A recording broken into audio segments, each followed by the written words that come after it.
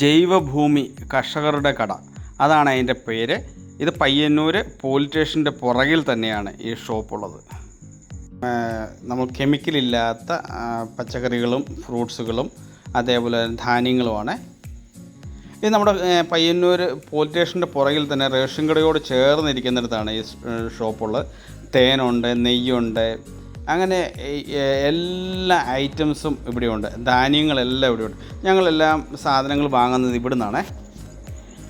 കാരണം നമുക്ക് നല്ല ഭക്ഷണം കഴിച്ചാൽ നമ്മുടെ ശരീരം ഹെൽത്തി ആയിട്ടിരിക്കും. അതിനു വേണ്ടിയാണ്. ഇതൊരു പ്രമോഷൻ വീഡിയോ ഒന്നുമല്ല.